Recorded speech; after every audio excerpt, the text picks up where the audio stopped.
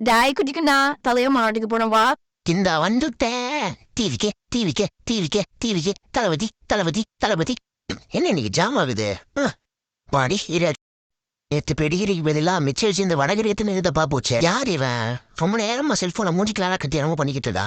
நம்ம வாய் விட்டுதை வயல் பண்றவானோ? எனக்கு பண்ணு. அதனாலதே ஆன்டி சொல்றலாம் போகாத. எனக்கு எல்லாம் தெரியும் ஆன்டி. இப்போ பாருங்க, டைம் போயிட்டு உச்சா போற அளவு ஓட போறேங்க.